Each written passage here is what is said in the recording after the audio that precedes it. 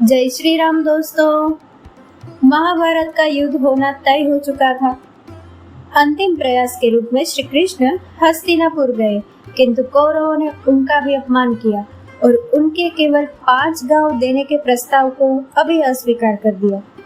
कृष्ण को तो खैर ये पता ही था कि युद्ध किसी भी स्थिति में टल नहीं सकता है, किंतु भीष्म और द्रोण ने दुर्योधन के हठ की ऐसी पराकाष्ठा देखी तो वे भी समझ गए कि कुरुवंश के नाश का समय अब आ गया है।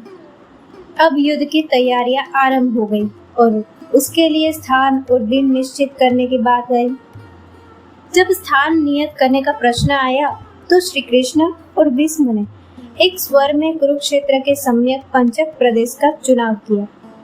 ये वही स्थान था जहाँ भगवान परशुराम ने 21 बार क्षत्रियों का नाश करके उनके रक्त से 5 सरोवर भर दिए थे। कौरवों और पांडवों के पूर्वज महाराज कुरु को देवराज इंद्र ने वरदान दिया था कि यहाँ जो भी मृत्यु को प्राप्त होगा वह निश्चय ही स्वर्ग को प्राप्त करेगा। इसी कारण दोनों ने इस स्थान का चुनाव किया। कुछ समय में दोनों ओर की सेनाएं कुरुक्षेत्र में उपस्थित हो गई। अब बात आई तिथि निश्चित करने की। यह बहुत महत्वपूर्ण कार्य था, क्योंकि अगर युद्ध गलत समय और राशि में आरंभ किया जाता तो उसका विपरीत प्रभाव किसी भी पक्ष पर पड़ सकता था। इसी कारण पितामह भीष्म ने अपने राज ज्योतिषी के अतिरिक्त देश विदेश से कई ज्योतिषविदों को आमंत्रित किया, ताकि वे ग्रहों और नक्षत्रों की स्थिति के अनुसार युद्ध का सही समय निश्चित करें। उन विद्वानों ने ग्रहों की गणना कर कई तिथियां बताई, किंतु दुर्योधन ने उन सबको अस्वीकार कर दिया। सभी हैरान थे कि दुर्योधन इतने सारे ज्योतिष विद्वानों की बात क्यों नहीं मान रहा।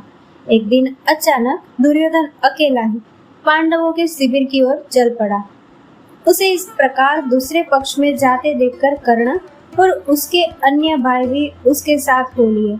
जब उनके प्रधान सेनापति भीष्म को इस विषय में पता चला तो वे भी द्रोण और कृप के साथ उसके पीछे पीछे चल दिए। उन्हें आशंका थी कि कहीं दुर्योधन अपने क्रोध में समय से पहले ही युद्ध की स्थिति उत्पन्न ना कर दे। दुर्योधन और इतने सारे योद्धाओं को अपने शिविर की तरफ आते देख भीम और अर्जुन को शंका हुई और वो युद्ध के लिए तत्पर होने लगे। अपने भाइयों को इतना उत्तेजित देखकर युधिष्ठिर और कृष्ण ने उन्हें शांत करवाया। दुर्योधन के वहां आने पर उन्होंने उसका स्वागत किया और वहां आने का कारण पूछा। तब दुर्योधन ने कहा कि वो सहदेव से कुछ परामर्श करना चाहता है। दुर्योधन की ऐसी बात सुनकर सभी आश्चर्य में पड़ गए। दुर्योधन जैसा महान व्यक्ति, जिसने आज तक पितामह और गुरु द्रोण का परामर्श भी नहीं माना, सहदेव से क्या परामर्श लेना चाहता है। किंतु वे दुर्योधन के अनुरोध को ठुकराना नहीं चाहते थे। इसीलिए सहदेव आगे आए और दुर्योधन से पूछा कि वो उनसे क्या सलाह चाहते हैं। तब दुर्योधन ने कहा, हे अनुज, अब तो युद्ध निश्चित ही हो गया है। दोनों ओर की सेनाएं आमने सामने हैं, किंतु बिना शुभ मुहूर्त के युद्ध आरंभ नहीं हो सकता। मैं जानता हूँ कि तुम त्रिकालदर्शी हो, साथ ही तुम जैसा ज्योतिष विद्वान आज पूरे विश्व में नहीं है। अतः तुम ही अपनी विद्या का प्रयोग कर इस युद्ध को आरंभ करने का शुभ मुहूर्त निकालकर हमें बताओ। दुर्योधन को इस प्रकार बोलते देखकर कौरवों के साथ साथ पांडव भी आश्चर्यचकित रह गए। तब अपने भाई को समझाते हुए दुशासन ने कहा, भैया आप ये क्या कर रहे हैं? आपने स्वयं कहा कि सहदेव त्रिकालदर्शी है, किंतु उससे पहले वो हमारा शत्रु है।